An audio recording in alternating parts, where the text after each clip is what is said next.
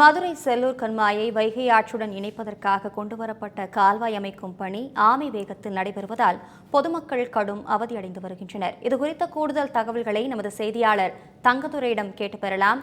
தங்கதுரை, இதனால் பொதுமக்கள் படும் இன்னல்கள் என்னென்ன? இதுகுறித்த விரிவான தகவல்களை வழங்கலாம். கண்டிப்பாக அபிராமி, நாம் தற்பொழுது நின்று கொண்டிருக்கக்கூடிய பகுதி என்பது செல்லூர் பிரதான சாலை, அதாவது செல்லூரிலிருந்து குளமங்கலம் செல்லக்கூடிய பிரதான சாலை. இந்த பகுதியில் பார்க்கும் பொழுது 20,000க்கும் மேற்பட்ட மக்கள் வசித்து வருகிறார்கள். கடந்த மாதம் பெய்த கனமழை காரணமாக செல்லூர் பகுதியில் கண்மாய் நிரம்பி பல்வேறு இடங்களில் மழைநீர் என்பது தேங்கி கடுமையான சிரமத்தை பொதுமக்கள் சந்தித்தனர்.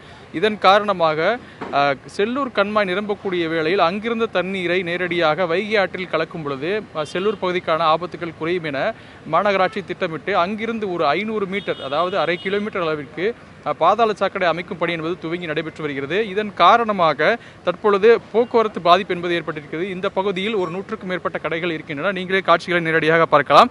100க்கும் மேற்பட்ட கடைகள் இருக்கக்கூடிய சூழலில் இந்த பணி துவங்கி தற்பொழுது 40 நாட்களுக்கு மேல் ஆகிறது. ஆனால் வெறும் 12 நாட்கள் மட்டுமே பணி என்பது நடைபெற்றிருக்கு. இதற்கு காரணமாக அவர்கள் பணி என்பது 12 நாட்கள் மட்டுமே நடைபெற்றிருக்கு. இதற்கு அவர்கள் கூறும் காரணம் என்பது மழைப்பொழிவு காரணமாக தொடர்ச்சியாக பணிகளை மேற்கொள்ளவில்லை என்று அவர்கள் தெரிவிக்கிறார்கள். இதன் காரணமாகவே பணிகள் மிகவும் ஆமை வேகத்தில் நடைபெற்று வருகின்றனர்.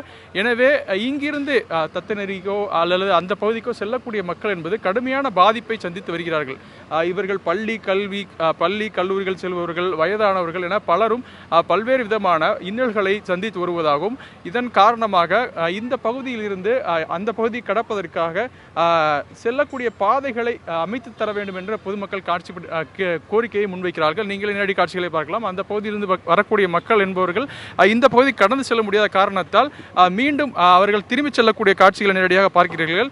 எனவே இந்த பகுதியில் ஒரு தற்காலிக சாலை என்பதை அமைத்து தர வேண்டும், அதாவது இருசக்கர வாகனமாவது கடந்து செல்லக்கூடிய அளவிற்கு தற்காலிக சாலை அமைத்து தர வேண்டும் என்பது அவர்களுடைய கோரிக்கையாக இருக்கிறது. மேலும் இந்த பணிகள் ஜனவரிக்குள் முடியும் என்று அவர்கள் தெரிவிக்கிறார்கள். ஆனால் தற்பொழுது வரை பணி என்பது துவங்கி ஆரம்ப கட்டத்திலேயே இருக்கிறது. இதன் காரணமாக பணிகள் தொடர்ச்சியாக நடைபெறுவதற்கான சாத்தியக்கூறுகள் இல்லை என்பது தெரிகிறது.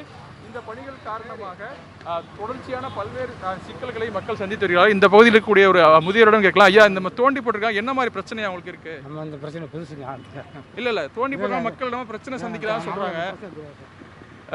அவர் கருத்து கூற விரும்பவில்லை. தொடர்ச்சியாக ஏனென்று பார்க்கும் பொழுது இந்த பகுதி ஒரு பிரதான பகுதியாக இருப்பதன் காரணமாக மக்கள் கடந்து செல்லக்கூடிய ஒரு முக்கிய பகுதி. எனவே இந்த பகுதியில் இருக்கக்கூடிய பணிகளை விரைந்து முடிக்க வேண்டும் என்பது இந்த பகுதி மக்களின் கோரிக்கையாக இருக்கிறது.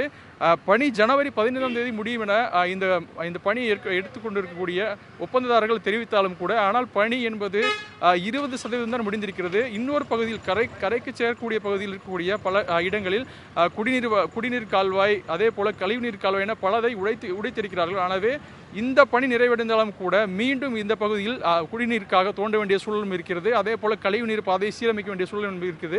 அதன் காரணமாக ஜனவரிக்குள் பணி முடிவதற்கான வாய்ப்புகள் சத்தியமாக இல்லை என்று இங்கே இருக்கக்கூடிய மக்கள் தெரிவிக்கிறார்கள். எனவே வருவாய் பாதிப்பு என்பது மிகப்பெரிய அளவில் ஏற்பட்டிருக்கிறது. இந்த பகுதியில் இருக்கக்கூடிய 100க்கும் மேற்பட்ட கடைகளில் அமைத்துள்ளனர். அந்த மக்களுக்கு வருவாய் இழப்பு என்பது ஏற்பட்டு அவர்கள் கடுமையான பொருளாதார நெருக்கடியும் சந்தித்து வருகிறார்கள். எனவே மாநகராட்சி முறையாக நடவடிக்கை எடுத்து இந்த பகுதியில் பணிகளை விரைந்து முடித்து தேவையான நடவடிக்கைகளை எடுக்க வேண்டும் என்பதை அவர்களுடைய எதிர்பார்ப்பாக இருந்து வருகிறது. எனவே மாநகராட்சியும் இதனை எடுத்துள்ள ஒப்பந்ததாரர்களும் முடிந்த அளவுக்கு பணியை வேகமாக முடித்து இந்த பகுதியில் இருக்கக்கூடிய மக்கள் பயனுறும் வகையில் செய்ய வேண்டும். அதே போல தற்காலிகமாக பாதையாவது அமைத்து கொடுத்து அவர்கள் மறுபுறம் செல்வதற்காக இருசக்கரமாவது மறுபுறம் செல்வதற்கான பாதை ஏற்படுத்தி கொடுக்க வேண்டும் என்று அவர்கள் கோரிக்கையாக இருக்கிறது. எனவே மாநகராட்சியும் ஒப்பந்ததாரரும் கவனம் கூர்ந்து இந்த பணியை செய்வார்கள் என்றே நம்புகிறோம்.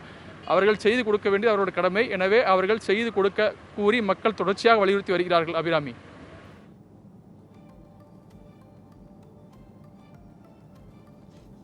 பொதுமக்கள் படும் இன்னல்கள் குறித்த விரிவான தகவல்களை வழங்கியமைக்கு நன்றி தங்கதுரை.